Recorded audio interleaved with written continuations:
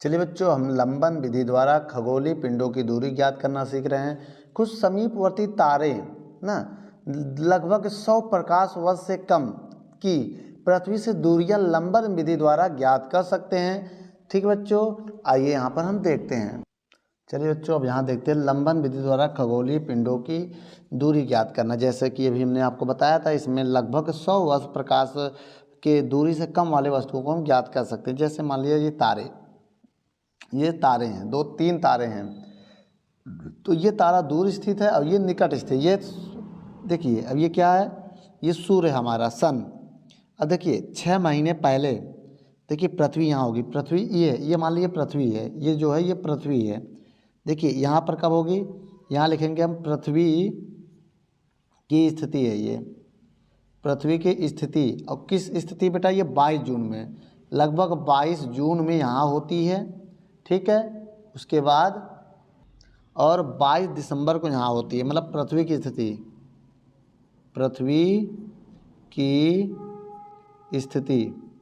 स्थिति ये कब होगी, अब ये होगी लगभग 22 दिसंबर को, 22 दिसंबर।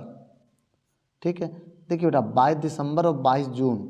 देखिए 22 जून में सबसे बड़ा दिन होता है, 22 दिसंबर में सबसे बड़ी रात होती है। ठीक है, अब देखिए, अब यहाँ पर हम एक तारा मान लीजिए ये वाला, अब इस तारा को इसमें मिलाने जा रहे हैं।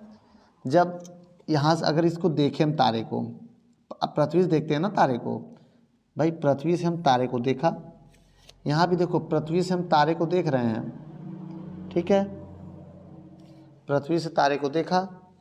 अब ये बताइए आप, अब यहाँ पर φ1 एंगल, पृथ्वी से कितने का एंगल बना, φ1 का। यहाँ से पृथ्वी से कितने का एंगल बना, φ2 का, φ1 φ2। अब ये जो दोनों एंगल होगा वो दोनों क्या होगा, अगर इसका बीच वाला पॉइंट करें तो इधर φ1 हो जाएगा, इधर आपका φ2 हो जाएगा। तो टोटल आपका एंगल कितना हो जाएगा, φ हो जाएगा। कितना हो जाएगा, φ। अब ये दूरी को आप s मान लेना, s। अब इसको भी दूरी को हम s मान ले रहे हैं। क्या मान ले रहे हैं, s दूरी। इतना तो समझ में आ गया। और सुनो, ये भी दूरी मेरी s है, ये दूर की है, जो दूर तारे की दूरी है। पास तारे की देखो दूरी कहीं दूर हो चाहे पास हो, हम s मानेंगे। और दो पृथ्वी की दोनों स्थितियों के बीच की दूरी हम मान ले रहे हैं b। क्या मान ले रहे हैं बेटा, हम b मान ले रहे हैं। ठीक है, इनके बीच की स्थितियों को हम मान ले रहे हैं b। अब देखिए इतना तो मैंने बना दिया। अब इसकी बात की कहानी क्या है उसको हम समझते हैं। पहले उसको समझेंगे तभी काम हो पाएगा। समझ गए, आइए। चलिए बच्चों, ये पृथ्वी की माना एक तारा s की दूरी जो पृथ्वी से ज्ञात करनी है, और ये एक तारा n है जो n दूरी पर है। ठीक है, अब देखिए, अब हमें करना क्या है, यहाँ पर ये सब कुछ हमने इसमें मान चुके हैं। अब हमें कैलकुलेट करना है। कैसे कैलकुलेट करना है, माना। अब यहाँ से हम सॉल्व करना चल रहे हैं बेटा। माना 22 दिसंबर, पहले हम 22 दिसंबर ले रहे हैं बेटा। 22 दिसंबर ये वाला स्थिति, 22 दिसंबर को पृथ्वी की स्थिति ए पर होगी, कि स्थिति ए पर है। कहाँ पर है, ए पर है। अतः 6 माह बाद, 6 महीने बाद 22 जून को पृथ्वी की स्थिति बी होगी। 6 महीने बाद 22 जून को पृथ्वी की स्थिति क्या होगी, पृथ्वी की स्थिति बी होगी, बी पर होगी। अब समझिए, अब इसके बाद तारे n तथा s। अब मेरी बात समझिएगा, तारा n है, इससे कुछ तारा n और भी मान सकते हैं, नाम यहाँ नहीं दिया है। तारा n और s के बीच का कोण क्या है, s मतलब ये दूरी को भी डिनोट करेगा। ns के बीच के कोण कितना मान ले बताओ, ns के बीच के कोण को हम मान ले रहे हैं क्या, φ1।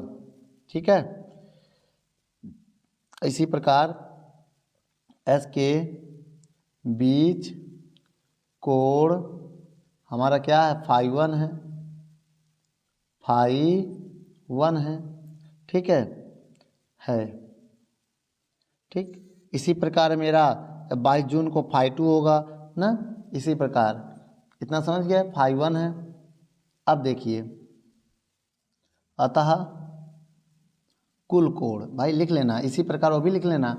जब देखो बी स्थिति पे होगी तारे NS के बीच का कोण फाई 1 होगा, और ना जब ए स्थिति पे होगी तब, ये हम यहाँ बता दिया ना कि 22 जून को पृथ्वी की बी स्थिति होगी, दो स्थिति ए पर भी फाई 1 कोण होगा, स्थिति बी पर फाई 2 कोण होगा। अब कुल कोण, अगर कुल कोण हम निकालना चाहते हैं तो फाई बराबर फाई 1 प्लस फाई 2 हो जाएगा मेरा कुल कोण, ठीक है।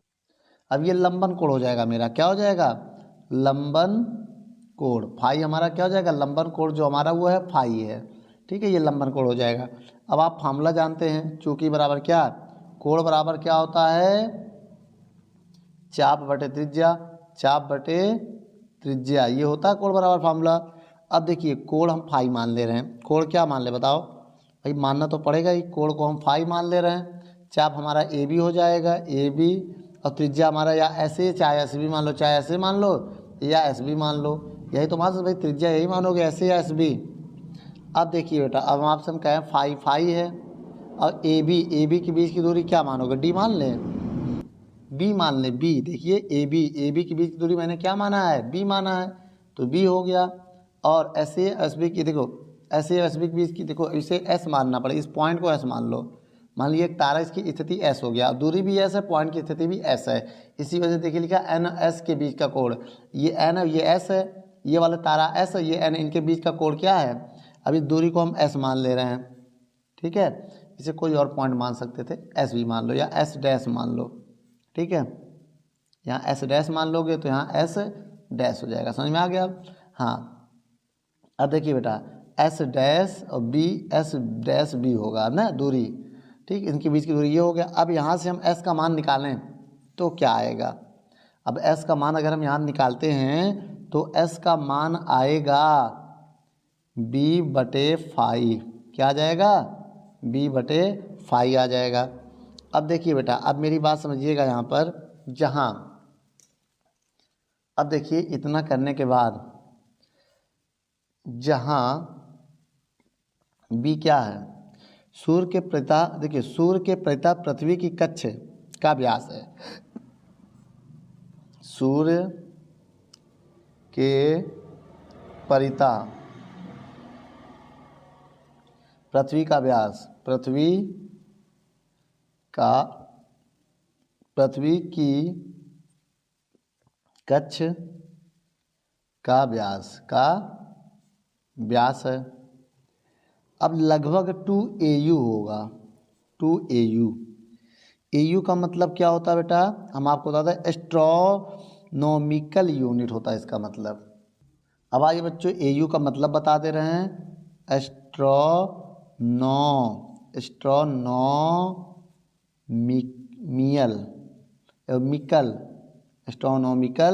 यूनिट इसका नाम होता है बेटा, ठीक है।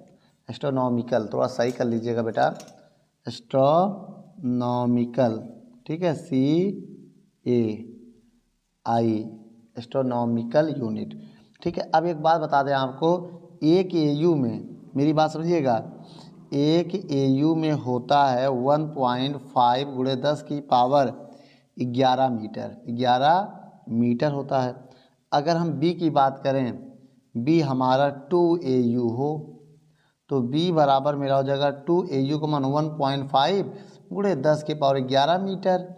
जब गुणा करेंगे तो 1.5 दूनी 30, 3.0 लगभग आएगा 11 मीटर, तब ये आ जाएगा हमारा B का मान, समझ गए। देखिए लंबन कोण, देखो फाई है, फाई को रेडियन में माप कर इसी प्रकार एस की गणना करते हैं, ठीक है बच्चों। वीडियो को रोककर नोट कर लो।